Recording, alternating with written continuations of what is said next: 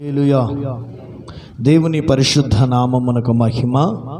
కుడివచ్చిన దేవుని బిడ్డలైన సంఘమునకు యేసుక్రీస్తు నామమున శుభాభివందనాలు.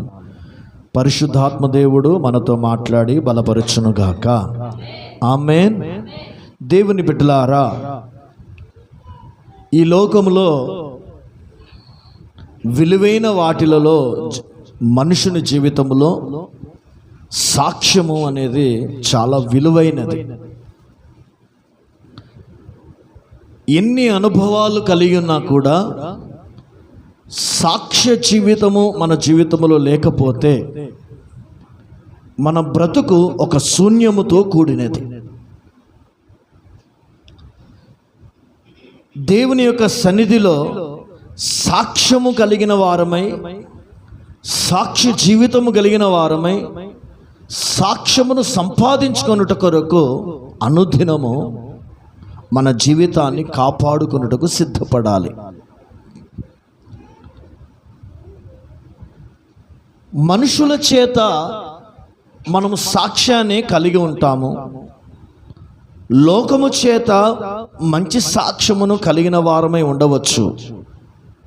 దానికంటేను విలువైనది ఏంటిదంటే, దేవుని సన్నిధిలో దేవుని చేత మనం ఒక సాక్ష్యాన్ని సంపాదించుకోవాలి. ప్రభు మనను గురించి ఒక మంచి సాక్ష్యాన్ని చెప్పిన వారై ఉండాలి. పరిశుద్ధ గ్రంథములో మనం చూసినట్లయితే కొంతమంది పరిశుద్ధుల గురించి దేవుడే సాక్ష్యం చెప్తాడు. అపవాదితో భక్తుడైన యోబు గురించి అంటాడు ప్రభు, భూమి మీద అతని వంటి వాడు ఎవడునూ లేడు అని దేవుడే యోబును గురించి సాక్ష్యం ఇచ్చాడు. దైవజనుడైన మోషే గురించి దేవుడు అంటున్నాడు, నా ఇల్లంతటిలో నమ్మకమైన వాడు, భూమి మీద ఇతడు మిక్కిలి సాత్వికుడని దేవుని చేత అతడు సాక్ష్యమును కలిగి ఉన్నాడు. ఈ దినమున అలా పరిశుద్ధుల జీవితములలో దేవుని చేత సాక్ష్యము పొందిన వారి జీవితాలలో ఒక పరిశుద్ధుడే దావీదు మహారాజు. హల్లెలూయా. మన పితరుడైన దావీదుని గురించి కూడా దేవుడే సాక్ష్యం చెప్తున్నాడు. చదవండి ఒక చక్కటి మాటను. అపోస్తుల కార్యములు 13వ అధ్యాయము 22వ వచనం.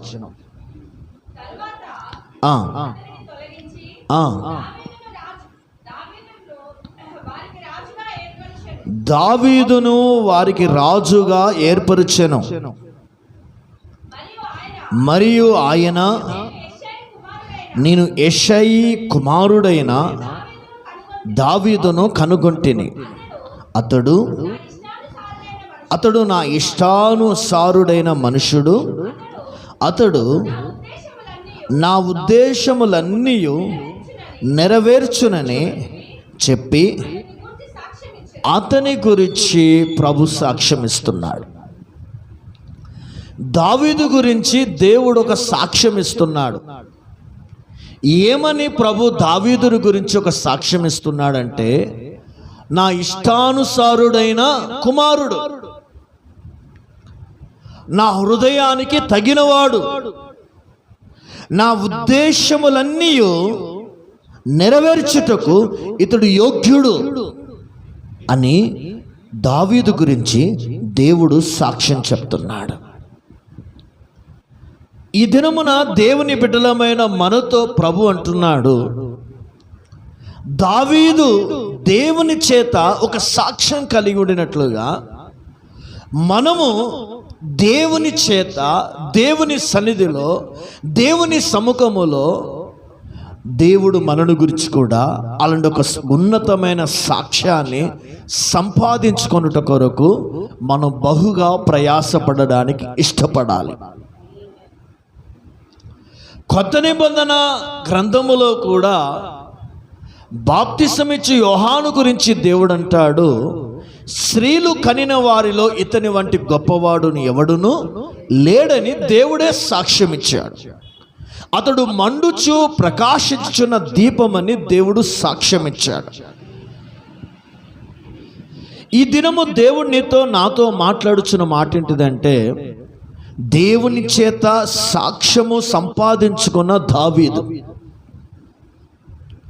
మనుషుల చేత సంపాదించుకునేవాడు కాదండి, దేవుడే అతని గురించి సాక్షాత్తు సాక్ష్యం ఇస్తున్నాడు.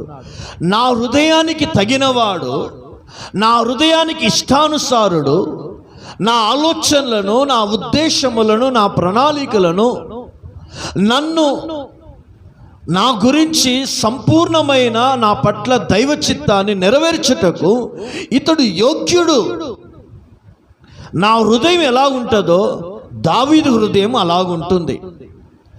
నా ఇష్టం ఏంటిదో ఎరిగినవాడు దావీదు, నా కోరిక ఏమిటో ఎరిగినవాడు దావీదు, నా ఆలోచనలు ఏమై ఉన్నాయో వాటన్నిటిని ఎరిగినవాడు దావీదని దావీదుని గురించి దేవుడు సాక్ష్యమును పలుకుతున్నాడు.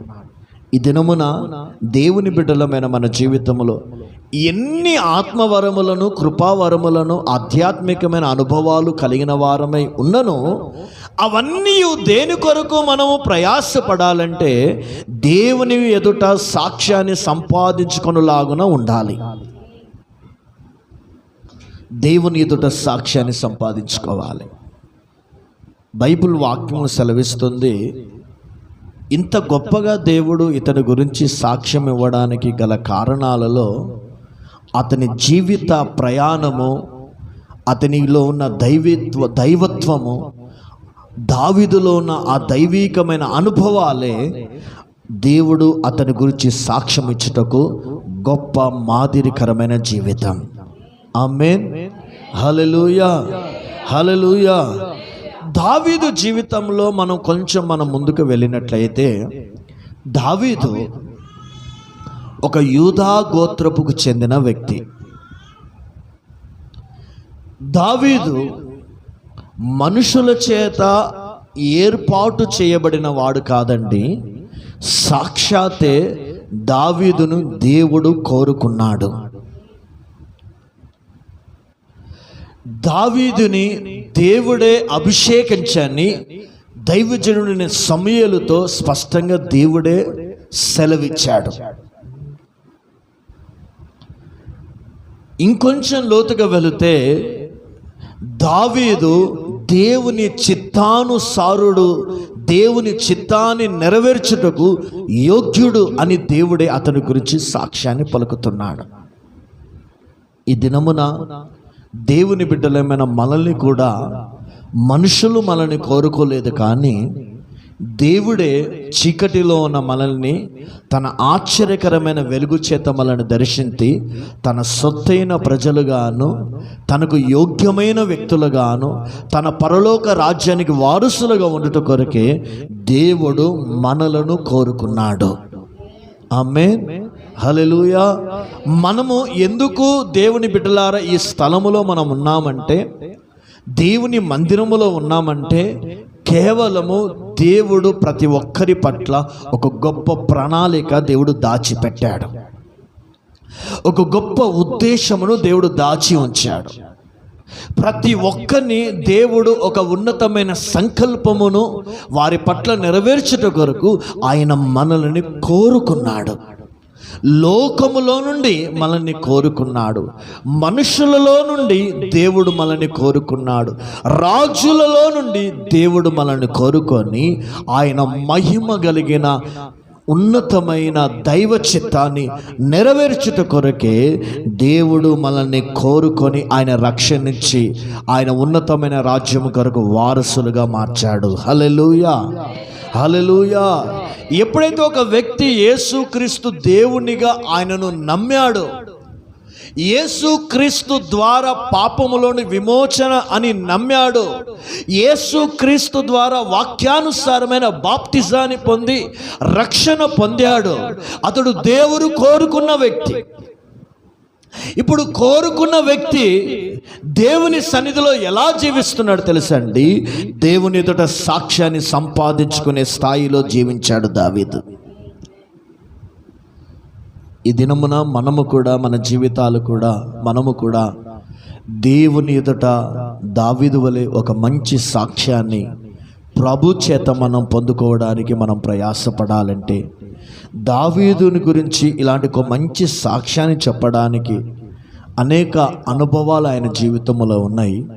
ఈ దినం కొన్ని మాటలు ఆయనలో ఉన్న, దావీదులో ఉన్న దైవీకమైన అనుభవాలను మనం ధ్యానం చేద్దాం. హల్లెలూయా, హల్లెలూయా.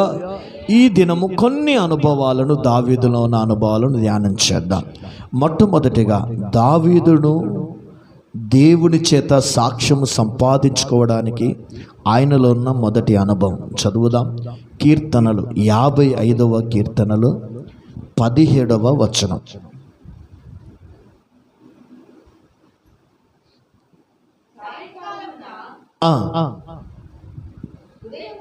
ఉదయమున మధ్యాహ్నమున నేను ధ్యానించుచు ఆయన నా ప్రార్థన ఆలకించును. చాలండి. ఇక్కడ పరిశుద్ధాత్మ దేవుడు దావీదులో నుండి దేవుడు మనకు నేర్పించే ఒక దైవీకమైన అనుభవం ఏంటి తెలుసండి? దావీదు ఒక మంచి ప్రార్థన పరుడు, ఒక మంచి ప్రార్థన పరుడు. ఆయన ప్రార్థన విధానం ఎలాగుంది, ఆయన ప్రార్థన చేసే అనుభవం ఎలాగుంది, ఆయన ప్రార్థన క్రమశిక్షణతో కూడిన ఆయన ప్రార్థన విధానం ఎలాగుందంటే అక్కడ రాస్తున్నాడు. ఆయన ఎప్పుడెప్పుడు ప్రార్థన చేస్తున్నాడు దేవుని సన్నిధిలో అంటే, ఉదయమున ప్రార్థన చేస్తున్నాడు, మధ్యాహ్నమున ప్రార్థన చేస్తున్నాడు, సాయంకాలమున ఆయన ప్రార్థన చేస్తున్నాడు. అంతే. దేవునితో గడపడము, దేవునితో సహవాసం చేయడము, దేవునితో మాట్లాడడము, అది ఒక ఉన్నతమైన ప్రత్యక్షగా, ఒక ఉన్నతమైన ప్రకటనగా, ఒక ఉన్నతమైన దర్శనముగా మార్చుకున్న వ్యక్తి దావీదు. ఈ దినము దేవుడు నీతో నాతో మాట్లాడుచున్న మాటని తెలుసండి. నువ్వు ఒక మంచి ప్రార్థన పరుడు అయితే దేవుని సన్నిధిలో ప్రభు నిన్ను గూర్చి తప్పకుండా సాక్ష్యం చెప్తాడు. దేవుని సన్నిధిలో ప్రార్థన జీవితాన్ని మనం కలిగిన వారమై ఉండాలి. ఈ లోకములో ఎన్ని అనుభవాలు కలిగి ఉన్నా ప్రార్థన అనే ఒక జీవితాన్ని మనం కలిగి లేకపోతే వారు దేవుని రాజ్యములో ప్రవేశించరు. ప్రార్థన అనే అనుభవాన్ని వారి జీవితంలో లేకపోతే వారు దేవుని సన్నిధిని వారు అనుభవించలేరు, వారు దేవుని యొక్క ప్రత్యక్షతను చూడలేరు, వారు దేవునిలో ఉండే ఆ దైవీకమైన సంతోషాన్ని వారు అనుభవించలేరు. దేవుని సన్నిధిలో ప్రార్థనలో గడిపినప్పుడే వారు దేవుని యొక్క దైవత్వములోకి, దైవికమైన స్వభావములోకి సంఘము, విశ్వాసులు ఎదగగలుగుతారు. అందుకే పరిశుద్ధులు అనేకులు అంటున్నారు, ప్రార్థన మన జీవితంలో ఒక ఊపిరి వంటిది, ప్రార్థన మన జీవితంలో ఒక వెన్నుముక వంటిది, ప్రార్థన మన జీవితంలో ఒక నూనె వంటిది, ప్రార్థన మన జీవితంలో ఒక ప్రాణమై ఉన్నది. అందుకే సంఘానికి వస్తున్న విశ్వాసులు, రక్షణ పొందిన విశ్వాసులు, యేసుని దేవుని నమ్మిన విశ్వాసుల జీవితాలలో ప్రార్థనా జీవితాన్ని అతడు దినదినము దాన్ని పెంచుకోవడానికి ఇష్టపడాలి, ప్రార్థన చేయడానికి దినదినము సిద్ధపడాలి, ప్రార్థనలో గడపడానికి ఆసక్తిని చూపాలి. సాతానుడు భయపడాలన్నా, అపవాది శక్తులు లయపరచబడాలన్నా మనం చేయవలసింది ఒకటే, సాతానుడు భయపడడానికి మనం వాడే ఒక ఆయుధమే ప్రార్థన. ఆమేన్ చెప్దాం. హల్లెలూయా. అందుకే ఇతని ప్రార్థనా జీవితాన్ని చూడండి. అతడు 3 పూటలు భోజనము చేసిన మాదిరిగానే 3 పూటలు అతడు దేవునితో గడుపుతున్నాడు. 3 పూటలు దేవునితో సహవాసం చేస్తున్నాడు. బైబిల్లో అనేక మంది పరిశుద్ధుల జీవితాన్ని మనం ప్రార్థనలో మనం ఒకసారి జ్ఞాపకం చేస్తే అసలు ప్రార్థన ద్వారా మనం ఏం పొందుతాం తెలుసండి. చదవండి కీర్తనల భాగం 46వ కీర్తన 5వ వచనం.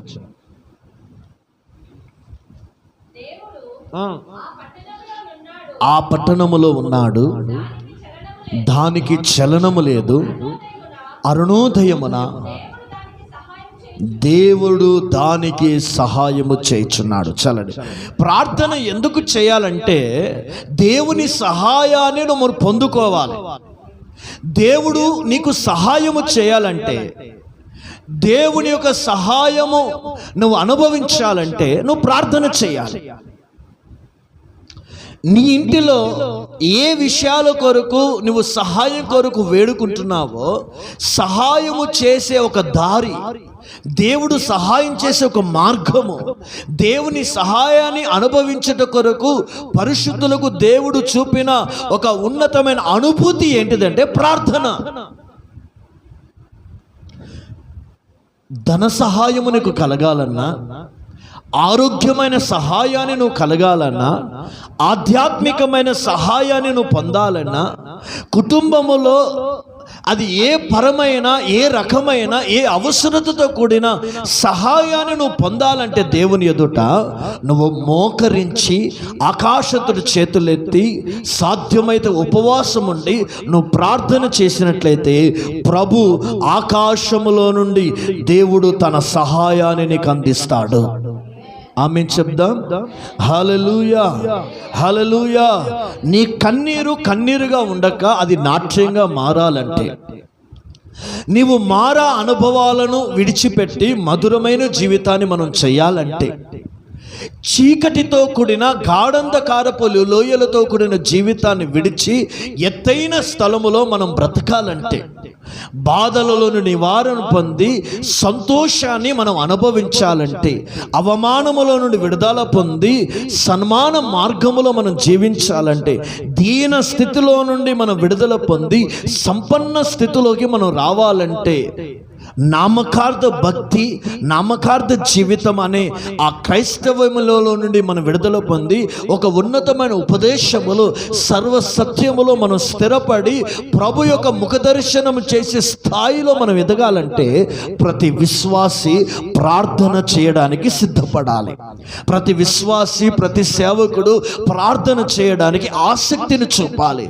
ప్రార్థనలో గడపడానికి వాంఛ కలిగి ఉంటే దేవుడు తన కార్యాలు తప్పకుండా మీ హృదయ వాంఛను ఆయన తీరుస్తాడు. ఆమేన్ చెప్దాం. హల్లెలూయా. దావీదు ఒకరోజు ప్రార్థన చేసే వ్యక్తి కాదండి, ప్రతిరోజు 3 పూటలు ఆయన ప్రార్థనలో గడుపుతున్నాడు. అలాంటి ప్రార్థనే భక్తుడైన దానియేలు కూడా ప్రార్థన చేస్తున్నాడు. అతడు అనుదినం ఏం చేస్తున్నాడు? ముమ్మారు మోకాళ్ళ నుంచి దేవునికి ప్రార్థన చేస్తున్నాడట. చదవండి దానియేలు గ్రంథము 6వ అధ్యాయం 10వ వచనం.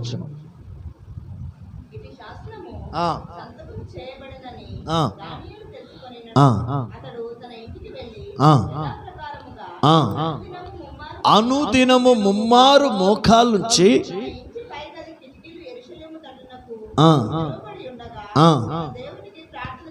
చూడండి, ప్రార్థన చేయుచున్నాడు. ఎన్ని రోజులు ప్రార్థన చేస్తున్నాడు? అనుదినము. డే బై డే ప్రార్థన చేయడం కాదు, వీక్లీ 1 టైం ప్రార్థన చేయడం కాదు, ఇయర్లీ 1-2 టైమ్స్ ప్రార్థన చేయడం కాదు, ఓ మంత్లీ ఒక 2 days 3 days ప్రార్థన చేయడం కాదండి. ప్రతిరోజు డైలీ అతడు ముమ్మారు మోకాలుంచి యెరూషలేము వైపు కిటికీలు తెరిచి దానియేలు ప్రార్థన చేస్తున్నాడు. ఆ ప్రార్థన చేస్తున్నప్పుడు ఆటంకాలు ఏర్పడ్డాయి. నువ్వు ప్రార్థన చేస్తే సింహాల గుహలో వేస్తామని ఆ శోధన అతని జీవితంలో ఏర్పడిన కూడా అతడు ప్రార్థన చేయడం మాత్రము తన గదిలో మానివేయలేదు. అలాంటి ప్రార్థన దానియేలు చేసి ఉన్నాడు కాబట్టే దేవుని బిడ్డలారా, ఒక బబులోను దేశములో ఒక అన్య దేశములో, ఒక బానిసగా వచ్చిన పట్టబడిన ఆ దేశములో దానియేలుని దేవుడు ఎలా దీవించాడు తెలుసా అండి? ఒక 3వ అధికారిగా దేవుడు ఆయనను ఆశీర్వదించాడు. అంటే ప్రార్థన పరులను, ప్రార్థన చేసే వ్యక్తులకు తప్పకుండా దేవుడు వారిని ఆశీర్వదిస్తాడు. ప్రార్థన చేయడానికి ఇష్టపడిన వారిని దేవుడు తప్పకుండా దేవుని సహాయాన్ని వారి కుటుంబానికి అనుగ్రహిస్తాడు. బైబిల్లో మనం ఆలోచించినట్లయితే నెహెమ్యా అతడు ప్రార్థన చేశాడు. ఆయన కొన్ని దినముల నుండి ఉపవాసం ఉండి ప్రార్థన చేశాడు. దేని నిమిత్తం ప్రార్థన చేశాడంటే, యెరూషలేము పాడైపోయింది, యెరూషలేము యొక్క గుమ్మములు కాల్చబడ్డాయి, యెరూషలేము యొక్క ప్రాకారములు కూలిపోయినాయి, యెరూషలేములో ఆరాధన నిలిచిపోయింది, యెరూషలేము దేవుని పట్టణము భయంకరంగా పాడైపోయిన స్థితిలో ఉంది. మరలా ఆ పట్టణం బాగు చేయబడాలి, మరలా ఆ గుమ్మములు కట్టబడాలి, మరలా ప్రాకారములు కట్టబడుట కొరకు ఇదిగో నెహెమ్యా కొన్ని దినముల నుండి యెరూషలేము పట్టణము కొరకు, యెరూషలేము క్షేమము కొరకు, యెరూషలేము అవసరం ఆయన ప్రార్థనలో గడిపాడు. ఆయన చేసిన ప్రార్థన, దేవుని శిలువ చేసిన విజ్ఞాపన, తన పాపములు, తన ప్రజల పాపములు దేవుని ఎదుట ఒప్పుకుంటూ కన్నీళ్లు విడిచి చేసిన ఆ ప్రార్థన, ఆ రోదన ధ్వని దేవుడు ఆలకించి, దేవుడు అంగీకరించి, నా దేవుడు ఏం చేశారు తెలుసండి? యెరూషలేము పట్టణమునకు కట్టబడుటకు కావలసిన మెటీరియల్, అవసరతలు, అక్కర్లు రాజును దేవుడు దర్శించి, దేవుడు పంపించి పడిపోయిన ప్రాకారములను దేవుడు ఇదిగో నెహెమ్యా ద్వారా దేవుడు కట్టించాడు. హల్లెలూయా, హల్లెలూయా. ఈ దినమున నేను అంటున్నాను, నువ్వు ప్రార్థన చేస్తే నీ పడిపోయిన స్థితి మరలా కట్టబడుతుంది. నువ్వు ప్రార్థన చేస్తే నీ పాడైపోయిన బ్రతుకు మరలా బాగు చేయబడుతుంది. నువ్వు ప్రార్థనలో గడిపి నీ పాపములను ఒప్పుకొని, నీ దోషములను ఒప్పుకుంటే కాల్చివేయబడిన నీ స్థలము మరలా బాగు చేయబడుతుంది. యెరూషలేము పట్టణమును బాగు చేసిన దేవుడు, ప్రాకారములు కట్టుట కొరకు సహాయం చేసిన దేవుడు, నీ కుటుంబము ఆత్మీయ ఎక్కడగా పడిపోయిందో, శారీరకంగా ఎక్కడ పడిపోయిందో, ఆర్థికంగా నువ్వు ఎక్కడ పడిపోయావో అవన్నీ విషయాలలో నువ్వు కట్టబడాలంటే నీ ఇంటిలో ప్రార్థన ఉండాలి, నీ గదిలో ప్రార్థన ఉండాలి, నీ జీవితంలో ప్రార్థన చేయాలనే ఒక తపన నీకు ఉండినట్లయితే అద్భుతమైన దేవుడు, ఆశ్చర్యకార్యాలు చేసే దేవుడు సహాయాన్ని నీకు పంపిస్తాడు. ఆమేన్ చెప్దామా? హల్లెలూయా. యోబు తన పిల్లల విషయంలో ఏం చేస్తున్నాడు? ప్రార్థన చేస్తున్నాడు. ఇతను నువ్వు ప్రార్థన చేస్తున్నావా? నేను అంటున్నాను, దేవుని బిడ్డలారా, ఎంతగా దేవునితో ముచ్చటించడానికి ఇష్టపడతావో అంతగా దేవుని శక్తి నీలో ప్రవహిస్తూనే ఉంటుంది. హల్లెలూయా. మనుషులతో ముచ్చటించడం మానేసుకోండి. అవసరం లేదు, లిమిట్, పరిధి. మనుషునితో అవసరాన్ని బట్టి నువ్వు మాట్లాడు. మనుషునితో అధికంగా మాట్లాడి నీ జీవితంలో దోషాన్ని కొని తెచ్చుకోకు, పాపములో పడిపోకు, జీవితంలో వెనకబడిపోకు, కుటుంబాన్ని పాడు చేసుకోకు. దేవుడు లేని ఇల్లుగా, దేవుడు లేని హృదయముగా, దేవుడు లేని జీవితముగా నీ బ్రతుకు ఉండకుండా ఉండాలంటే దేవుడు నీ ఇంటిలో ఉండాలి, దేవుడు నీ కుటుంబములో ఉండాలి, దేవుడు చేసే పనుల్లో ఉండాలి. దేవుడు నీ జీవితములో, నీ హృదయములో నివాసం చేయాలంటే ప్రార్థన పరులలో దేవుడు నివసిస్తాడు. ఆమేన్ చెప్దాం. హల్లెలూయా. బైబిల్లో మనం ఆలోచించినట్లయితే ఎస్తేరు ప్రార్థన పరురాలు. 3 దినములు అన్నపానములు పుచ్చుకోకుండా ఆమె ప్రార్థన చేసింది. మొర్దెకై గోనెపట్ట కట్టుకొని ఆయన ప్రార్థన చేస్తున్నాడు. కేవలము యూదుల మీదకి వచ్చిన శిక్ష, మనన శిక్ష నుండి తప్పించబట్ట కొరకు, యూదుల రక్షణ కొరకు ప్రార్థన చేస్తున్నాడు. ఇతను సంఘములో విశ్వాసులైన మనమందరము ప్రభువా, దేవునితో మాట్లాడుతున్నాడు. దావీదు దేవుని సన్నిధిలో మంచి ప్రార్థన పరుడుగా అతడు పేరు కలిగి ఉన్నందువలన దేవుడు అతని గురించి సాక్ష్యం ఇస్తాడు. ఇతను నా హృదయానుసారుడు, ఇతను నా హృదయానికి తగినవాడు. ఎన్ని అనుభవాలు నీ జీవితంలో ఉన్నా మొట్టమొదటి అనుభవమే ప్రార్థన అనుభవమే నీకు లేకపోతే నీ జీవితము దేవుని యొక్క ఆశీర్వాదాలు, దేవుని యొక్క దీవెనలు, దేవుని యొక్క మేలులతో మనం నింపబడలేమా? హల్లెలూయా. ఎందుకంటే ప్రార్థన అనేది ఏంటిదేంటి తెలుసండి? దేవునితో ఒక సహవాసమే. ప్రార్థన అంటే ఏంటి తెలుసండి? దేవునితో మాట్లాడుటే. ప్రార్థన అంటే ఏంటి తెలుసండి? దేవుని సన్నిధిని అనుభవించుట. ఆమేన్, ఆమేన్. అందుకే బైబిల్లో రాయబడిన మాట, ఒక మాట చదువుదాం. తెస్సలోనికీయులకు రాసిన మొదటి పత్రిక 5వ అధ్యాయం 15వ వచనం.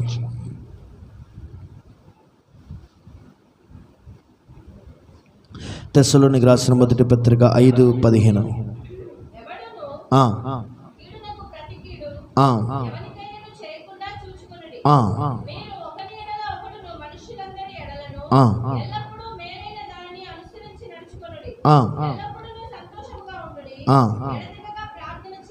చూడండి, మనం అందరం ఏం చేయాలండి? ఎడతెగక ఏం చేయాలి? ప్రార్థన చేయాలి.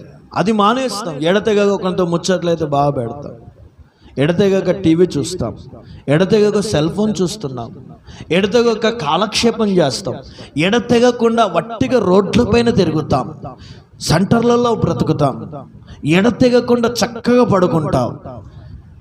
ఎడతెగకుండా దేవుని సన్నిధిలో నువ్వు చేయవలసింది ఏంటి తెలుసండి? కుటుంబంలో ప్రార్థన. సాతాను నేను అన్ని చేయనిస్తుంది కానీ ప్రార్థన చేయనియదు. నువ్వు ప్రార్థన చేయడము ఆరంభించు, పరలోకం నీ కొరకు పని చేయడము ఆరంభిస్తుంది. ఎప్పుడైతే నువ్వు ప్రార్థన మానేస్తావో పరలోకం పని చేయడం ఆపివేస్తావు. మోషే చేతులెత్తినంతసేపు శత్రువులైన అమాలేకులందరూ ఓడిపోతూనే ఉన్నారు. అదే దైవజనుడైన మోషే చేతులు దించిన వెంటనే శత్రువులు గెలవడం ఆరంభిస్తున్నాడు. అంటే ప్రార్థన చేసినంతసేపు జయం, ప్రార్థన మానేసిన తర్వాత అపజయం. సమాధానం, సంతోషం, దైవికమైన ఆత్మీయ అనుభవాలలో ఇంకా నర్సరీ స్కూల్ మాదిరిగా, ఎలిమెంటరీ 1st 2nd క్లాస్ మాదిరిగా ఉండకండి. ఆత్మలో ఎదగండి, ప్రార్థనలో ఎదగండి, ప్రార్థన జీవితాన్ని ఎదిగింప చేసుకోండి. దినదినము కన్నీళ్లతో ప్రార్థన చేయడం, కొన్ని దినములు ఉపవాసముడి ప్రార్థన చేయడం, కొన్ని గంటలు దేవుని సముఖములో గడపడానికి మనం ఇష్టపడినట్లయితే ఈ కడవరి దినాలలో దేవుడు సహాయము తప్పకుండా మనము పొందగలుగుతాము. ఆమేన్ చెప్దాం. హల్లెలూయా. యేసు క్రీస్తు ప్రభుల వారు కూడా తన శరీరధారి ఉన్న దినములలో కన్నీళ్లు విడుచుచు, రోదన చేయుచు ఆయన ప్రార్థనలలో గడిపాడటండి. పగలంతా ఈ దేవాలయములో దైవవాక్యాన్ని బోధిస్తూ రాత్రి ఆయన తండ్రి అయిన దేవునితో ప్రార్థనలో గడిపాడు. కాబట్టి ఈ కడవరి దినాలలో దేవుడు నీతో నాతో మాట్లాడుతున్నాడు. ప్రార్థనలో గడపడానికి మనం సిద్ధపడదుము గాక. ఆమేన్. ఎందుకు మనం ప్రార్థన చేయాలి తెలుసా అండి? చదవండి లూకా సువార్త 21వ అధ్యాయం 36వ వచనం. కాబట్టి మీరు జరగబోవు వీటి నెలను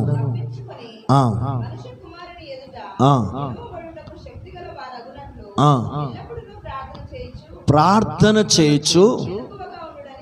చాలండి. రేపు మనుష్య కుమారుడైన ప్రభువైన యేసుక్రీస్తు ప్రభుల వారు మధ్యాకాశములో ఆయన రాజులకు రాజుగా, ప్రభులకు ప్రభువుగా ఆయన ప్రత్యక్షమైనప్పుడు ఆయన ఎదుట నిలవగలగాలంటే, ఆయన ఎదుట నిలబడాలంటే మనము ప్రార్థన చేసేవారుగా మనం మార్చబడాలి.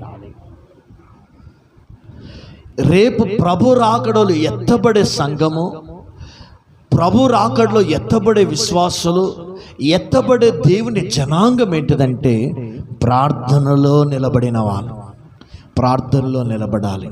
అందుకే సంఘమా, నువ్వు ప్రార్థించినప్పుడు మనం ఎలా మార్చబడతాం తెలుసండి? శక్తిమంతులుగా మారుతాం. దేవుని ఎదుట నిలబడే శక్తిమంతులుగా మారుతాం. కాబట్టి ఈ కడవరి దినాలలో మనము ప్రార్థనల ద్వారానే మనము ఆధ్యాత్మికమైన శక్తిమంతులుగా, రాకడలో ఎత్తబడిన శక్తిమంతులుగా, ఎత్తబడే సంఘములో నిలవదగిన శక్తిమంతులుగా మనము మారాలంటే మనము ప్రార్థన చేయడానికి సిద్ధపడదుము గాక. ఆమేన్. అందుకే దావీదు ఎన్నిసార్లు ప్రార్థన చేస్తున్నాడు? ఆయన ఉదయము ప్రార్థన, మధ్యాహ్నము ప్రార్థన, సాయంకాలం ప్రార్థన. మనం అలాంటి ప్రార్థనలో గడపాలని దేవుడు నిన్ను కోరుకుంటున్నాడు. కుటుంబం కొరకు ప్రార్థన చేయండి, పిల్లల కొరకు ప్రార్థన చేయండి, మీ సమస్యల కొరకు ప్రార్థన చేయండి, సంఘము కొరకు, స్థానిక సేవకుని కొరకు ప్రార్థన చేయండి. ఉదయమున తెల్లవారున జామున లేచి ప్రార్థనలు గడపండి. ఖాళీ సమయమైన మధ్యాహ్నం వేళలో ప్రార్థనలు గడపండి. రాత్రి దేవుని దూతలు సంచరించు నైవేద్య బలి సమయమున ప్రార్థనలో గడపండి. మీ ప్రార్థనే మీ ఇంటికి ఒక కవచముగా మారుతుంది. మీ చేసే ప్రార్థన ద్వారా దేవుడు తన కార్యాలు మీ జీవితంలో దేవుడు జరిగిస్తాడు. హల్లెలూయా, హల్లెలూయా. రెండవదిగా దేవుని బిడ్డలు కలిగి ఉండవలసింది, దావీదులో దేవుడు చూసిన అనుభవాన్ని చదువుదాం. 119వ కీర్తన 164వ వచనం. 119వ కీర్తనలో 160. నీ న్యాయ విధులను బట్టి దినమునకు 7 మార్లు నేను నిన్ను స్తుతిస్తున్నాను. చాలండి. రెండవదిగా దావీదులో దేవుడు మనకు నేర్పించే ఒక ఉన్నతమైన ఆత్మీయ అనుభవం ఏంటిదంటే, దేవునికి స్తుతులను అర్పించేవాడు. దినమునకు ఎన్ని మార్లు స్తుతిస్తున్నాడు? 7 మార్లు స్తుతిస్తున్నాడు. దినమునకు ఎన్ని మార్లు ప్రార్థన చేయుచున్నాడు? 3 మార్లు ప్రార్థన చేయుచున్నాడు. 7 మార్లు దేవుణ్ణి స్తుతిస్తున్నాడు. అంటే స్తుతించుట మన జీవితంలో ఒక అనుభవముగా మార్చబడాలి. దేవుని స్తుతించడం ద్వారా ఆయన సన్నిధిని మనం అనుభవించగలుగుతాం. ఎందుకంటే దేవుని వాక్యం స్పష్టంగా సెలవిస్తుంది. 92వ కీర్తన 1వ వచనం చదవండి. యెహోవాను స్తుతించుట మంచిది, మహోన్నతుడా మంచిది. దేవుని స్తుతించడం ఒక మంచి కార్యం. దేవుని ఘనపరచడం ఒక మంచి కార్యం. దేవుని సన్నిధిలో పాటలు పాడడము, చప్పట్లు కొట్టడము, స్వరమెత్తి దేవుడు చేసిన మేలులను జ్ఞాపకము చేసుకుంటూ, దేవుడు చేసిన కార్యాలు జ్ఞాపకము చేసుకుంటూ వ్యక్తిగతంగా దేవుని ఆరాధించడము, వ్యక్తిగతంగా దేవుని ఘనపరచడము, అందరితో కలిసి ఏకీభవించి పాటలు పాడుతూ గలమెత్తి దేవుని ఆరాధించుట అది మంచి కార్యం. హల్లెలూయా, హల్లెలూయా. అందుకే స్తుతించాలి. అందుకే బైబిల్లో చక్కగా రాయబడిన మాట, మరో మాట చదవండి. కీర్తనలు 22వ కీర్తనలు 23వ వచనం చదువా.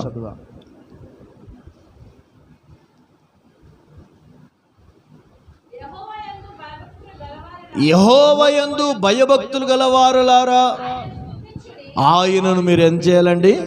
స్తుతించాలి. దేవుని నమ్మిన బిడ్డలు ఏం చేస్తారు? దేవుని రక్షణ పొందిన ప్రజలు ఏం చేస్తారు? దేవుని మందిరానికి వచ్చిన బిడ్డలు ఏం చేస్తారు? మౌనంగా ఉండకూడదు, నోరు మూసుకొని ఉండకూడదు. దేవుడిచ్చిన నోరు తెరవాలి, దేవుడిచ్చిన చేతులతో చప్పట్లు కొట్టాలి, దేవుడిచ్చిన ప్రాణాత్మ శరీరాలలో ఆత్మలో నాట్యం చేస్తూ జీవము గల దేవుని మనస్సారా పూర్ణ హృదయముతో, పూర్ణ ఆత్మతో, పూర్ణ శక్తితో మనం దేవుని స్తుతించాలి. నువ్వు స్తుతించకపోతే దేవుడు కార్యాలు ఎందుకు చేస్తాడని మన జీవితాల్లో ఆలోచించాడు. దేవునికి స్తుతి అనే ఒక అర్పణమును మనం అర్పించినప్పుడే దేవుడు నిన్ను ఆశీర్వదించడానికి ఇదిగో నీలోకి, నీ హృదయములోకి దేవుడు దిగి వస్తాడు. ఆమేన్ చెప్దాం. హల్లెలూయా. అందుకే స్తుతించుట మంచిది అన్నాడండి. ఈ మంచి కార్యాన్ని నువ్వు చేస్తున్నావా? వ్యక్తిగతంగా మనం స్తుతించాలి, సంఘముగా కూడుకున్నప్పుడు స్తుతించాలి, కుటుంబముగా కూడుకున్నప్పుడు స్తుతించాలి. నువ్వు ఏదైనా పనిలో ఉన్నప్పుడు నీ నోటితో స్తుతించాలి. స్తుతి స్తోత్రములని చెప్తే చాలు, దేవుని యొక్క ఆశీర్వాదాన్ని మనం పొందుతాం. సాతాను జయించే ఒక ఆయుధమే స్తుతి. ఇశ్రాయేలు ప్రజలు కనాను దేశానికి బయలుదేరుతున్న వేళలో ఇదిగో యెహోషువ నాయకత్వపు కాలములో అడ్డుగా ఎరికో గూడలు ఎదురొచ్చినాయి. వారందరూ బూరలు ఊదుచు బూరలు ఊదుచు 7 మార్లు దేవుని స్తుతిస్తూ 7వ దినము 7 సార్లు దేవుని స్తుతిస్తుచుండగా ఎత్తైన యెరికో గోడలు, అడ్డుగా ఉన్న యెరికో గోడలు, వారి ప్రయాణానికి ఆ ఆటంకంగా ఉన్న యెరికో గోడలు కుప్ప కూల్చివేశాడు దేవుడు. హల్లెలూయా, హల్లెలూయా. ఇదిన నీ కుటుంబములో, నీ ఆత్మీయ జీవితాన్ని కావచ్చు, నీ కుటుంబ జీవితాన్ని కావచ్చు, నీ పిల్లల జీవితాన్ని కావచ్చు, ఫైనాన్షియల్గా కావచ్చు, ఏ రకంగా కావచ్చు, ఎన్ని ఆటంకాలు ఉన్నాయి నీ జీవితంలో.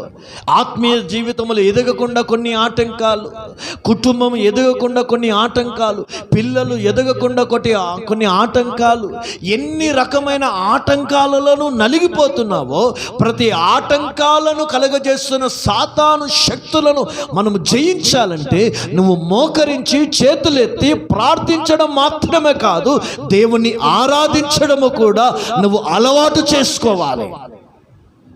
ఎప్పుడైతే నువ్వు ఆరాధన చేస్తావో, ఎప్పుడైతే పాటలు పాడుతూ మనసారా దేవుని స్తుతిస్తావో, సర్వోన్నతుని శక్తి నీ మీదికి దిగివచ్చి, నీలోకి దిగివచ్చి ఆటంకములన్నిటినీ దేవుడు పారద్రోలుతాడు. ఎంత అద్భుతాలు చేసే దేవుడు అండి. పౌలు శీలలు కష్టములో ఉన్నారు, బాధలో ఉన్నారు, బోండా వేయబడింది, అప్పటికి బెత్తముతో కొట్టబడింది, చెరసాలలో వేయబడ్డారు. ఆ చెరసాలలో కూడా ఇద్దరే పౌలు శీల, ఈ పరిశుద్ధులు ఇద్దరు ఏం చేశారు తెలుసా అండి? స్వరమెత్తుతూ దేవుని ఆరాధించారు. స్వరమెత్తుతూ దేవుని స్తుతించుచుండగా ఇదిగో సర్వశక్తి గల దేవుని యొక్క మహిమ, దేవుని యొక్క శక్తి, దేవుని యొక్క ప్రభావం ఆ చెరసాలలోకి దిగి వచ్చింది. ఆ చెరసాలలో పునాదులు కదిలించింది, వారికి వేయబడిన బోండ ఊడిపోయింది, వేయబడిన తలుపులు తెరవబడింది. హల్లెలూయా.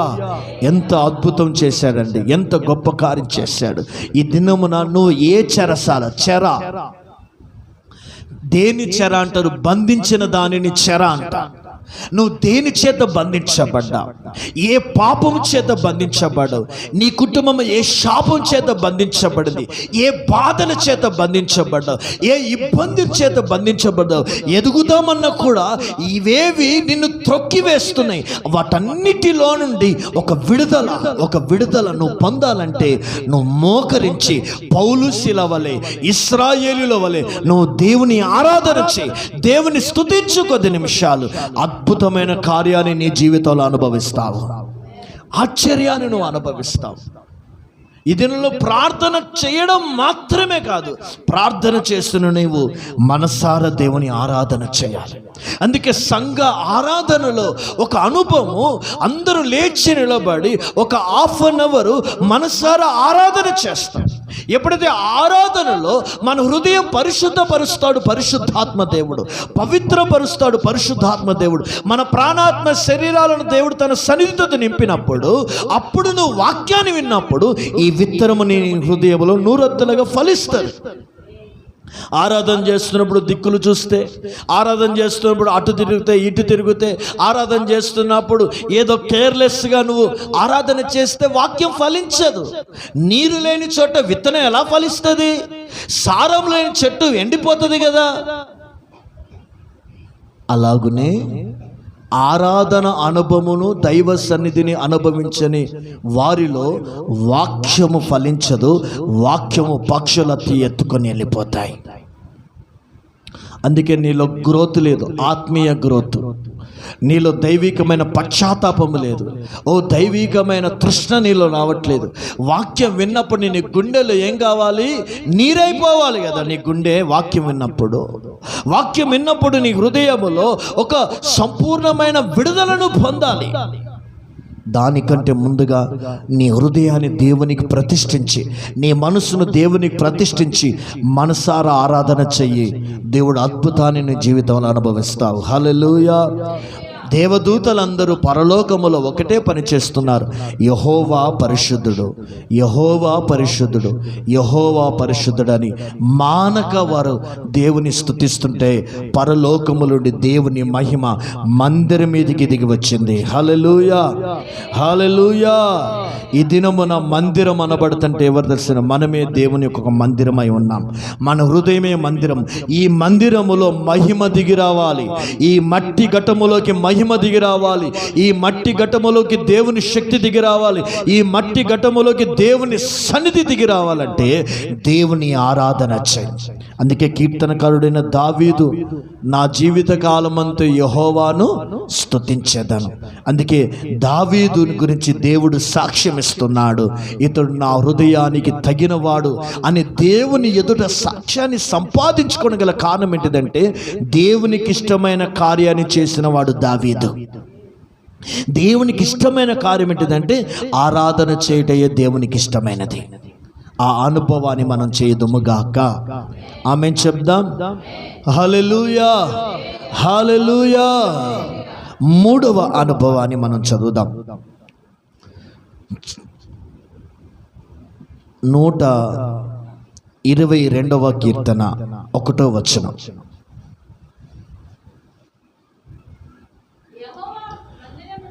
యెహోవా మందిరమునకు వెలుదమని జనులు నాతో అనినప్పుడు నేను సంతోషించితిని. చాలండి. దావీదు ఏ విషయములో సంతోషిస్తాడు? జనులు తనతో ఏ విషయాలు చెప్పినప్పుడు సంతోషిస్తాడంటే అందులో ప్రాముఖ్యమైనది ఒకటి తెలుసండి. జనులు వచ్చి అంటున్నారు, మేము దేవుని మందిరానికి వెళుతున్నాము దావీదు. మేము దేవుని మందిరానికి వెళ్ళి యెరూషలేములో ప్రకటించబడుచున్న వాక్కుని వినడానికి వెళుతున్నాం. యెరూషలేములో యేసయ్య పాదాలు సన్నిధికి మేము వెళుతున్నాం. దేవుని మందిరంకి వెళ్ళి దేవుని దర్శించడానికి వెళుతున్నాము అని దావీదుతో అనగా దావీదు దానిని బట్టి ఏం చేస్తున్నాడండి? సంతోషిస్తున్నాడు. హల్లెలూయా. నేను అంటున్నాను, దేవుని మందిరానికి వెళ్ళాలి, దేవుని మందిరంలో గడపాలి, దేవుని సన్నిధిలో జీవించాలి, దేవునిని దర్శించాలని ఎవరికైతే ఆ ఆసక్తి దాహం కలిగి ఉంటుందో అట్టి వారి ద్వారా దేవుడు సంతోషిస్తాడు. దేవుడు వారి ద్వారా ఆనందిస్తాడు. ఎందుకంటే దావీదుకి లో ఉన్న ఒక మంచి అనుభవం ఏంటిదంటే దేవుని మందిరములో గడపడం ఆయనకి ఇష్టం. దేవుని మందిరములో జీవించడం ఆయనకి ఇష్టం. దేవుని మందిరములో నివాసం చేయడం ఆయనకి ఇష్టం. అందుకే అంటున్నాడు, ఒక మాట చదవండి, కీర్తనల భాగం 26వ కీర్తన 8వ వచనం చూడండి. సరే 26:8 వచనం చూడండి. యెహోవా చూడండి, యెహోవా నీ నివాస మందిరమును, నీ తేజో మహిమ నిలుచు స్థలమును. చూడండి, దేన్ని ప్రేమిస్తున్నాడండి దావీదు? దేవుడు నిలిచి ఉండు స్థలం, దేవుడి యొక్క మహిమ దిగి వచ్చే స్థలాన్ని. మనం దేన్ని ప్రేమించాలి? దేవుని నమ్ముకున్న మనము దేవుడు నిలిచి ఉండు దేవుని మందిరాన్ని, దేవుడు నిలిచి ఉండు దేవుని యొక్క మహిమ దిగివచ్చు స్థలం ఇది, దేవుడు నివాసం చేయు దైవ మందిరాన్ని మనము ఎక్కువగా ప్రేమించిన వారమే ఉండాలి. హల్లెలూయా, హల్లెలూయా. లోకములో ధనాన్ని ప్రేమించడం కంటే, మనుషులను ప్రేమించడం కంటే, బంధువులను ప్రేమించడం కంటే, ఇహలోకాన్ని ప్రేమించడం కంటే జీవము గల దేవుని మందిరాన్ని ప్రేమించుట నీకొక మక్కువగా మారాలి. దావీదుని దేవుడు హృదయానుసారుడని దేవుడు సాక్ష్యం ఇచ్చిన దేవుడు, అదే దావీదుని దేవుడు ఇశ్రాయేలుకు రాజుగా కూడా అభిషేకించాడే. అదే దావీదుని దేవుడు ఒక గొర్రెల దొడ్డిలో ఉన్న వ్యక్తిని, ఒక అరణ్యములో ఉన్న దావీదుని రాజుగా దేవుడు ఘనపరచడానికి ప్రాముఖ్యమైన కారణం ఏంటి తెలుసా అండి? ఆశీర్వాదములతో నింపబడే స్థలములో నివాసం చేయడానికి ఇష్టపడిన వ్యక్తి దావీదు. ఆమేన్. ఇదిన నీ కుటుంబం దీవించబడాలి, నీ పిల్లలు ఆశీర్వదించబడాలి, నువ్వు ఆధ్యాత్మికంగా ఎదగాలి, నువ్వు దైవీకమైన అనుభవాలలో ఎదగాలంటే ఫస్ట్ దేవుని మందిరం, సెకండ్ వేరే పని. నువ్వు మందిరానికి రాకుండా, మందిరములో గడపకుండా, మందిరములో జీవించకుండా, మందిరాన్ని ప్రేమించకుండా, మందిరములో నివాసం చేయాలని ఒక ఆసక్తి నీలో లేకపోతే దేవుడు కూడా నీ పట్ల ఆసక్తిని చూపడు. మనము దేని విషయంలో ఆసక్తి చూపుతున్నామో దానికంటే ఎక్కువగా దేవుడు ఇష్టపడే దేవుని మందిరం పట్ల ఆసక్తి చూపితే నీ జీవితం పట్ల దేవుడు ఆసక్తిని చూపి ఆశ్చర్యకార్యాలు దేవుడు జరిగిస్తాడు. ఆమేన్ చెప్దామా? అందుకే దావీదు ఒక తీర్మానం చేసుకున్నాడు. 23వ కీర్తన 6వ వాక్యం, నేను బ్రతుకు దినములన్నీయో. చూడండి ఎక్కడ చదవండి. చిరకాలము యెహోవా మందిరములో. మనం ఎక్కడ నివాసం చేయాలటండి? దేవుని మందిరం. అయ్యో ఈరోజు మందిరానికి వెళ్ళలేదే అనే ఒక భయం నీలో ఉండాలండి. అయ్యో ఈరోజు మందిరానికి లేటుగా వెళ్తున్నానే ఒక పశ్చాత్తాపం నీలో ఉండాలండి. ఒక వేదన నీకు ఉండాలండి. ఒక భయం నీలో ఉన్నప్పుడే దేవుడు కార్యాలు చేస్తాడు. క్రిస్మస్ వచ్చే విశ్వాసిగా ఉంటే ఎలా? ఎప్పుడో చుక్క తగిపోయినప్పుడు వచ్చే విశ్వాసిగా ఉంటే ఎలా? రేపు నువ్వు చచ్చిపోతావు, నువ్వు మరణిస్తావు, నువ్వు ఆత్మలో ఎదగని విశ్వాసి. రేపు నీ యొక్క పార్థిక దేహము, ఈ భౌతిక దేహము, మట్టిలో కలిసిపోయిన దేహము ప్రభు వచ్చు దినమున ఒక మహిమ శరీరాన్ని దాల్చాలంటే మందిరములో ఉన్న మహిమ అనుభవం నీకు లేకపోయినప్పుడు ఈ మట్టి శరీరం మహిమలోకి చేర్చబడదు, నరకములోకి వెళ్ళిపోతుంది. దావీదు రాజండి, ఎన్నో ఘనతలు, సుఖములు, సౌఖ్యములు కలిగి ఉన్న మందిరము పట్ల అధికమైన ప్రేమ కలిగిన వాడు దావీదు. ఇది నేను అంటున్నాను, పరిశుద్ధాత్మ దేవుడు మనతో మాట్లాడుతున్నాడు. మనకు ఎన్ని పనులు ఉన్నాయండి, మనకు ఎన్ని కార్యక్రమాలు ఉన్నాయండి, మనం ఎన్ని విషయాలలో బిజీగా ఉండనండి. 125 జ్వరము నీకు భయంకరమైన వేడి నీ శరీరంలో ఉండనండి. 1-2 గంటలు పరిశుద్ధ దినాన్ని పోగొట్టుకోకుండా అలా కుర్చీలో కూర్చొని నువ్వు మందిరానికి వస్తే ఆ మందిరంలో దైవ శక్తితో దేవుడిని నింపి ఆశీర్వదించి నేను ఇంటికి పంపిస్తాడు. ఆమేన్ చెప్పండి. హల్లెలూయా, హల్లెలూయా. అందుకే నేను అంటున్నాను, దేవుడు ఆశీర్వదించే విధానము ఎక్కడ ఉందో దాన్ని మనం వెతకడానికి ఇష్టపడాలి, అక్కడికి రావడానికి ఇష్టపడాలి. అందుకంటాడు మందిరానిలో ఏముంది తెలుసండి? స్వస్థత దాగి ఉంది, మందిరములో సమాధానము దాగి ఉంది, సంతోషం దాగి ఉంది, కృపాక్షేమములు మందిరములో దేవుడు దాచిపెట్టాడండి. అందుకే మందిరాన్ని మనము ప్రేమించాలి. హన్నా కన్నీళ్లతో వచ్చింది మందిరానికి, సంతోషముతో ఇంటికి వెళ్ళింది. జకరియా కన్నీటితో ప్రతిరోజు మందిరానికి వచ్చాడు. దేవుడు అద్భుత రీతిగా దేవుడు తన ప్రార్థనలు ఆలకించి ఆశ్చర్యాన్ని దేవుడు చేశాడు. అతల్య అని ఒక క్రూరురాలు రాజులను చంపుతున్నది ఆ దినాలలో మగపిల్లలను.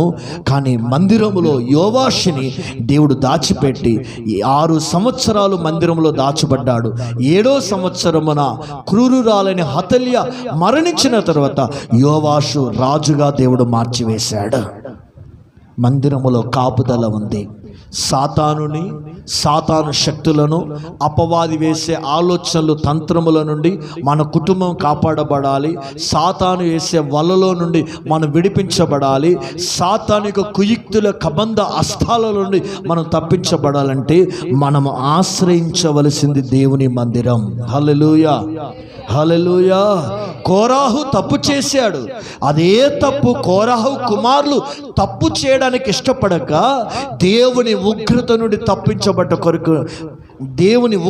నుండి తప్పించబడుట కొరకు వారు మందిరములోకి ప్రవేశించారటండి. ఎప్పుడైతే మందిరములకు ప్రవేశించారో కోరాహు భూమి నెరవేర్చి అతన్ని చంపివేశాడు. జీవశవముతో అతడు మరణించాడు. కానీ కోరాహు కుమారులు మందిరములోకి ప్రవేశించడం ద్వారా వారు కాపాడబడ్డారు. హల్లెలూయా, హల్లెలూయా. అందుకే కోరాహు కీర్తనలు అంటాడు, ఇదిగో జీవము గల దేవుని దర్శించుట కొరకు ఇదిగో నా ప్రాణం ఎంతగానో తృష్ణగొనుచున్నది, ఆశపడుచున్నది. నీ మందిరములో నివసించువారు ధన్యులు. భక్తిహీనుల గుడారములో గడుపుట కంటే యెహోవా మందిరములో ఒక్క దినము గడుపుట శ్రేష్టం. ఆ ప్రత్యక్షతలోకి నువ్వు వస్తే నువ్వు కష్టపడాల్సిన అవసరం లేదండి, ఎక్కువగా ప్రయాసపడాల్సిన అవసరం లేదండి. నువ్వు మందిరములో జీవిస్తే చాలు, ఒక సంతృప్తితో కూడిన జీవితాన్ని దేవుడు నీకు అనుగ్రహిస్తాడు. ఆమేన్ చెప్దాం. హల్లెలూయా, హల్లెలూయా. దేవుని సన్నిధిలో ఆ కృపను మనం పొందుకోవాలి, ఆ అభిషేకాన్ని మనం పొందుకోవాలి. హల్లెలూయా, హల్లెలూయా. 4వదిగా మనం చదవండి 2 సమూయేలు రాసిన గ్రంథం 12వ అధ్యాయం 7వ వచనం.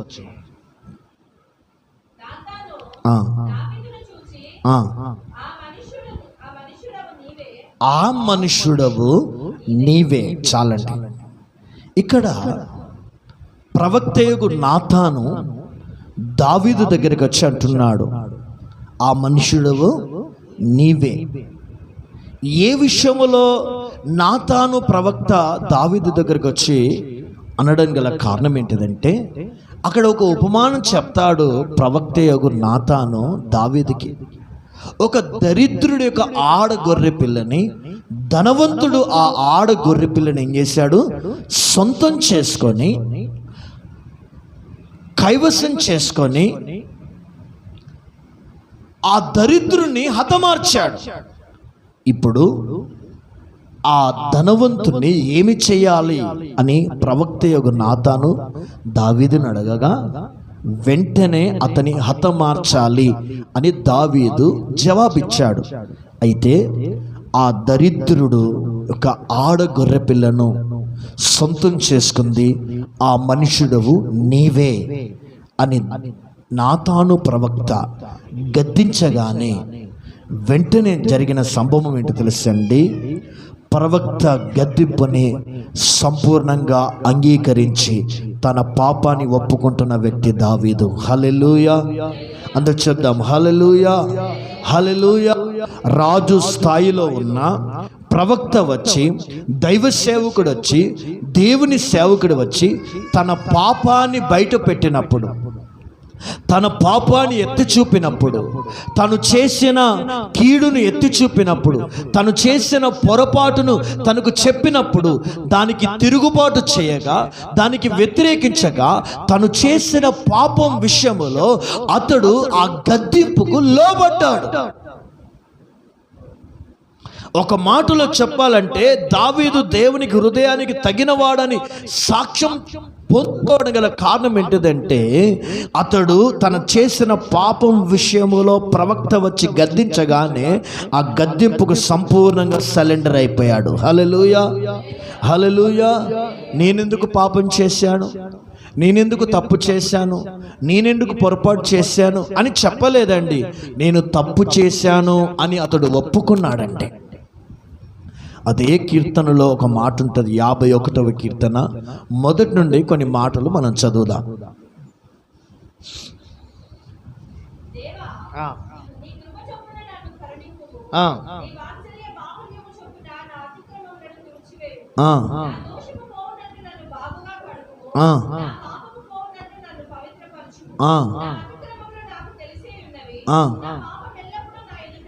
చూడండి, అతడు ఒప్పుకుంటున్నాడా లేదా? ఇక్కడ తను చేసిన పాపాన్ని ఏం చేస్తున్నాడు, ఒప్పుకుంటున్నాడు.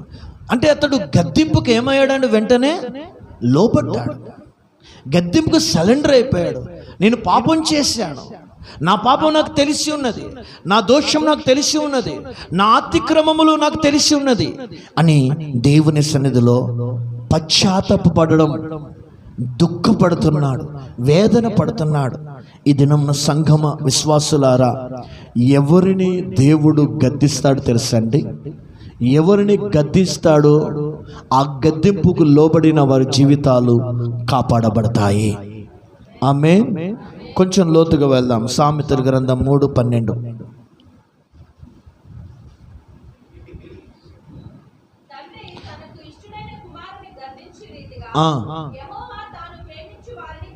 చూడండి, దావీదుని దేవుడు ప్రేమించాడు కాబట్టి దేవుడు ఏం చేశాడండి? అతన్ని గద్దించాడు.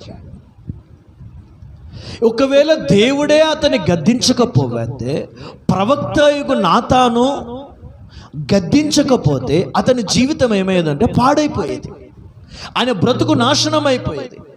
అతడు దేవుని యొక్క కీడును కొని తెచ్చుకునేవాడు. ఎప్పుడైతే గద్దించాడో, ఆ గద్దించిన వెంటనే తను చేసిన పాపం విషయంలో లోబడి పశ్చాత్తాపపడి, అవును నేను అన్యాయంగా తప్పు చేశాను, ఒక నీతిమంతుని రక్తాన్ని భూమి మీద ఒలికించాను, అన్యాయంగా ఒక నమ్మకస్తుని నేను నాశనం చేసి హతం చేశాను, అన్యాయంగా నా మేలు కోరుకునే వాని యొక్క సతిమణిని అన్యాయంగా నేను పాడు చేశాను, నేను కైవసం చేసుకున్నాను, నేను మహాభయంకరమైన దుష్ట పాపం చేశానని ఒక రాజు స్థాయిలో ఉన్న కూడా తన పాపాన్ని ఎత్తి చూపినప్పుడు ఒక ప్రవక్తకి, దైవజనుడికి అతడు దేవుని మాటగా ఆ గద్దింపుకు లోబడి అప్పగించుకున్నాడు. ఎప్పుడైతే అప్పగించుకున్నాడో తాను మీదికి వచ్చిన కీడు నుండి దేవుడు అతన్ని తప్పించాడు. తాను మీదికి వచ్చిన శాపము నుండి దేవుడు తప్పించాడు. తాను దేవుడు ప్రేమించాడు కాబట్టే గద్దించాడు. ఒక మాట చెప్పన్న దేవుని బిడ్డలారా, దేవుడు నిన్ను ప్రేమిస్తే నిన్ను గద్దిస్తాడటండి. దేవుడు యొక్క ప్రేమకు నువ్వు దూరం అవుతున్నావంటే దేవుడు నిన్ను గద్దించట్లేదని అర్థం.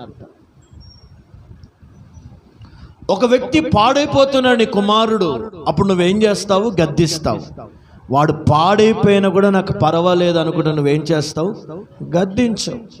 నాకు అవసరం లేదంటావు. అంటే పాడైపోయినా కూడా ఆ వ్యక్తిని నువ్వు గద్దిస్తలేవంటే అతన్ని నువ్వు ప్రేమించట్లేదని అర్థం. కానీ దేవుడు నిన్ను ప్రేమించి ఏం చేస్తున్నాడంటే, నువ్వు పాపంలో పడిపోకూడదు, నీ జీవితాన్ని పాడు చేసుకోకూడదు అని దేవుడు నిన్ను గద్దిస్తాడు. వాక్యము చేత నిన్ను గద్దిస్తాడేమో. దైవజనుని ద్వారా నువ్వు ఒకవేళ తప్పు మార్గంలో నడుస్తే దైవ సేవకుడి ద్వారా దేవుడు నిన్ను గద్దిస్తాడు. ఆత్మీయుల ద్వారా దేవుడు నిన్ను గద్దిస్తాడు. నువ్వు పడుకున్నప్పుడు కలలో నిన్ను గద్దిస్తాడు. ఏ రకంగా అయినా దేవుడు నిన్ను గద్దించినప్పుడు, నేను సరిచేయడానికి ఇష్టపడ్డప్పుడు నువ్వు అప్పగించుకుంటే మనం కాపాడబడతాము. ఆమేన్ చెప్దాం. హల్లెలూయా. బిలాముని దేవుడు దేనితో గద్దించాడు? గాడిదతో గద్దించాడు. నువ్వు వెళ్ళే మార్గము సరైనది కాదు, బాలకిస్తున్న వెండి బంగారాలను నువ్వు తీసుకోవడము వాక్యానుసారం కాదు అని చెప్పినా కూడా ఆ గద్దింపుకు అతడు లోబడకపోవడం ద్వారా బిలాము దైవ దర్శనాన్ని కోల్పోయాడు. ఇస్కరియోతు యూదాను దేవుడు గద్దించాడు. ఏ రొట్టెనైతే ద్రాక్షరసంలో ముంచి విస్తానో వాడే నన్ను అప్పగించబోతున్నాడని దేవుడు గద్దించాడు. 12 మంది శిష్యులు కూర్చున్నప్పుడు మనుష్య కుమారుని అప్పగించడానికి శ్రమ కలుగును అని దేవుడు హెచ్చరించినప్పుడు ఆ మనుషుల మధ్యలో, ఆ శిష్యుల మధ్యలో ఇస్కరియోతు యూదా కూడా ఉన్నాడు.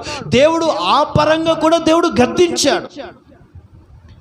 ఆయనను కాపాడడానికి దేవుడు అతన్ని ప్రేమించి సాతాను చేతుల నుండి, అపవాది చేతుల నుండి ఇస్కరియోతు యూదాను కాపాడడానికి అనేక మార్లు బైబిల్లో రాయబడింది. దేవుని చిత్త మరోసారి చెప్తాను, 7 సార్లు అతన్ని కాపాడడానికి దేవుడు గద్దించాడటండి. కానీ దేవుని గద్దింపుకు లోబడకపోవడం ద్వారా ఇస్కరియోతు యూదా ఒక భయంకరమైన చావుకు గురి అయ్యాడు. దేవుడిచ్చిన అపోస్తలత్వాన్ని, అభిషేకాన్ని అతడు కోల్పోయాడు. నేను అంటున్నాను, యెహోవా గద్దించినప్పుడు లోబడని నొల్లని వాడు హఠాత్తుగా మరణిస్తాడటండి. ఈ దినమున దేవుని బిడ్డలారా, దేవుడు నీ మీద ఏదో కోపముండి గద్దించాడండి. దేవుడు నీ మీద ఏదో ద్వేషముండి గద్దించాడు. దేవుడు నిన్ను వాక్యం చేత సేవకుడైనను నీ మీద ఏదో విద్వేషముండి గద్దించాడు. దేవుడు మార్గములో నువ్వు సరిగా నడవాలని, దేవుని చిత్తము నీ ద్వారా సంపూర్ణంగా నెరవేర్చబడాలని, దేవుని ఆశీర్వాదాలకు నీవు దూరం కాకుండా ఉండడానికి దైవ సేవకుడే కావచ్చు, దేవుని వాక్యమే కావచ్చు, కలలో కావచ్చు, పరిశుద్ధాత్మ దేవుని నిన్ను గద్దించినప్పుడు నువ్వు లోబడు. తప్పకుండా నువ్వు కాపాడబడి నీ బ్రతుకు కాపాడబడుతుంది. ఆమేన్ చెప్దాం. హల్లెలూయా, హల్లెలూయా. ఒక్కొక్క చోట కొన్ని చోట్ల హెచ్చరికలని రాయబడి ఉంటాయి. హెచ్చరికలని రాయబడిన కూడా ఇష్టానుసారంగా డ్రైవింగ్ చేస్తే ఏమవుతుంది? చచ్చిపోతాం. కొంతమంది సేవకులే కావచ్చు, కొన్ని తప్పిదములు చేస్తారు. వారి ద్వారా జరగవలసిన సేవ ఆగిపోవడం గల కారణం ఏంటిదంటే పరిశుద్ధులు గద్దించినప్పుడు లోబడకపోవడం ద్వారా, నడిపించే నాయకులు గద్దించినప్పుడు లోబడకపోవడం ద్వారా. ఇది చెయ్యకు, ఇలా వెళ్ళకు, ఈ ప్రయాణం చేయకు, ఇలాంటి పరిస్థితుల మార్గంలో జీవించకని ఒక నడిపింపు ప్రకారంగా నువ్వు వెళ్ళు అని తన క్షేమము కోరి పైనున్న సేవకులు గద్దించినప్పుడు నువ్వు నన్నెందుకు గద్దించేది, నువ్వు నాకింది చెప్పేది అని ఎప్పుడైతే ఒక వ్యక్తి తిరుగుబాటు చేస్తాడో, ఎప్పుడైతే ఒక వ్యక్తి వ్యతిరేకిస్తాడో అప్పుడే అతనికి నాశనము స్టార్ట్ అయింది. ఎప్పుడైతే ఆ వ్యక్తి నా మేలు కొరకే గద్దించాడని లోబడితే అతని బ్రతుకు ఇదిగో పూల మార్గములో వెళ్ళడం ప్రారంభించబడుతుంది. అది ఎవరైనా, సేవకులమైన మేమైనా, సంఘానికి వస్తున్న విశ్వాసుల మీరైనా గద్దింపుకు లోబడి సరిచేయబడి ఆ గాయాన్ని కడుతున్నప్పుడు అప్పగించుకున్న వ్యక్తికి దేవుడు తప్పకుండా దేవుడు ఆశీర్వదిస్తాడు. హల్లెలూయా, హల్లెలూయా. గాయపరచబడ్డాడు. పూటకుల్లవాని ఇంటికి సమరయుడు అప్పగించి వెళ్ళాడు. అప్పుడు పూటకుల్లవాడు గాయాలను కట్టాలప్పుడు ఆ గాయాన్ని తగిలినప్పుడల్లా అతనికి నొప్పి కలుగుతుంది. కానీ ఆ నొప్పి తగిలినప్పుడల్లా, గాయం కడుతున్నప్పుడల్లా, నొప్పి తగులుతున్నప్పుడల్లా జరిగే అద్భుతం తెలుసండి, తన గాయము మానడము ఆరంభించబడుతుంది. ఈ దినమున దేవుడు నీతో, నాతో, మనందరితో మాట్లాడుతున్నాడు. ఇది కడవరి దినాలు, ఇవి చివరి దినాలు, ప్రభు రాకడ సమీపిస్తున్న దినాలు. దుర్బోధలు విస్తృతంగా విపరీతంగా పెరిగిపోతున్న దినాలు, సరైన దైవ ప్రత్యక్షత అనుభవాలు లేని దినాలు, కుటుంబాలలో విచ్ఛిన్నాన్ని కలుగజేసే దినాలలో ఉన్నాం. కాబట్టి సంఘమ విశ్వాసులారా, పరిశుద్ధాత్మ దేవునితో మాట్లాడుతున్నారు. నీవు, నీ కుటుంబము, మీరు దైవ వాక్యము మీద కట్టుకొని దేవుని వాక్యానుసారంగా జీవిస్తూ పరిశుద్ధాత్మ నడిపింపు ప్రకారంగా మీరు జీవించండి. ఈ హెచ్చరికకు మీరు లోబడండి. తప్పకుండా దేవుడు మిమ్మల్ని ఆశీర్వదిస్తాడు. దేవుని బిడ్డలారా, దుర్బోధలకు అవకాశం ఇవ్వకండి. మంచిని చెడును మీరు వివేచించండి. కుటుంబములోకి, మీ ఇంటిలోకి ఎవరిని పడితే వారిని మీ ఇంటి లోపలి వరకు మీరు రానివ్వకండి. ఎవరి పడితే వారితో మాట్లాడడానికి ఇష్టపడకండి. మీ కుటుంబాన్ని, మీ జీవితాన్ని, మీ పిల్లలను, మీ భార్యాభర్తల సంబంధాన్ని అనేక రకాలుగా పాడు చేస్తున్న ప్రతి అనుభవాలకు మీరు దూరంగా ఉండండి. మీ కుటుంబాలను కాపాడుకోండి. హల్లెలూయా. చూడండి, ఎప్పుడైతే గద్దింపు లోబడ్డాడో, పశ్చాత్తాపడ్డాడు, తను చేసిన పాపాన్ని ఏం చేశాడండి? ఒప్పుకున్నాడని రాయబడింది బైబిల్లో. దేవుని వాక్యం తను చేసిన పాపాన్ని ఒప్పుకున్నాడు. ఒకవేళ నువ్వు దేవునికి వ్యతిరేకమైన పాపం చేసావా? ఒప్పుకో. దేవునికి వ్యతిరేకంగా పాపం చేసావేమో, సంఘానికి వ్యతిరేకంగా పాపం చేసావేమో, లేకుంటే నీ కుటుంబానికి కావచ్చు, భార్య భర్త మధ్యలో ఏదైనా పాపం అనేది ఉండి నీ ద్వారా నీ కుటుంబానికి నాశనం కలుగుతుందేమో, నువ్వు చేసిన పాపం ద్వారా నీ పిల్లలకు నష్టం కలుగుతుందేమో, ఏదైనా నువ్వు పాపములో పడిపోయి దేవుని వాక్యం ఎన్ని మార్లు నీ మనస్సాక్షిని గద్దించినా నువ్వు దాన్ని తృణీకరించిన వ్యక్తివైతే ఇప్పుడే దేవుని గద్దింపుకి నేను లోబడతానయ్యా అని నువ్వు అప్పగించుకుంటే తప్పకుండా దేవుని నిన్ను ఆశీర్వదిస్తాడు. ఆమేన్ చెప్దాం. హల్లెలూయా. బైబిల్లో రాయబడిన ఒక మంచి మాటను తెలుసండి, నీతిమంతుడు కొట్టుట తిట్టుటయు నాకు తైలాభిషేకం అని రాయబడిన. చదవండి ఆ మాట ఒకసారి. పరిశుద్ధ గ్రంథంలో నుండి 141వ కీర్తన 5వ వచనం.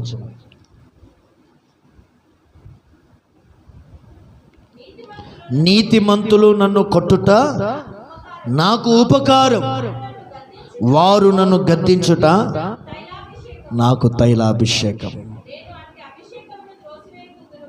చూడండి, ఈ కీర్తన రాసింది ఎవరండి? దావీదు.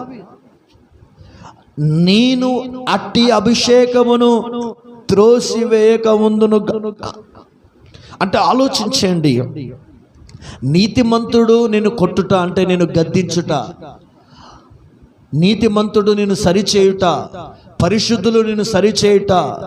అప్పుడు నువ్వు సరిచేయడానికి ఆ గద్దింపుకు లోబడినట్లయితే అది నీకు ఒక అభిషేకంగా మారుతుంది. అంత మాత్రం కాదు, అది నీకు ఒక ఉపకారంగా మార్చబడుతుంది. ఆ ప్రత్యక్షతలోకి మీరు రావాలి. సంఘమ విశ్వాసులారా, సేవకుడు ఒకవేళ ఒక మాట మిమ్మలను గద్దించినాడేమో, సేవకులుగా మేము ఒక మాట మిమ్మల్ని హెచ్చరించావేమో, మీ హృదయాలకు గాయం కలగవచ్చేమో, అది ఒకవేళ వాక్యానుసారంగా మేము గద్దించినప్పుడు మీరు లోబడితే తప్పకుండా అది మీకు ఉపకారంగా మారుతుంది. ఒకవేళ మీరు లోబడకపోవడం ద్వారా మీ ప్రాణములకు, మీ జీవితాలకు మీరే ఉత్తరవాదులు. అందుకే సంగమ విశ్వాసులారా, గద్దింపుకు లోబడిన వ్యక్తి, గద్దింపును అంగీకరించిన వ్యక్తి దావీదు. హల్లెలూయా. అట్లా ప్రవక్త వచ్చి గద్దించాడు, అతన్ని సరిచేయడానికి ఇష్టపడ్డప్పుడు ఆయన పాపాన్ని ఒప్పుకున్నాడు, అప్పగించుకొని దేవుని సన్నిధిలో గోజాడినప్పుడు దేవుడు చేసిన అద్భుతం చదవండి. 2 సమూయేలు 12:13.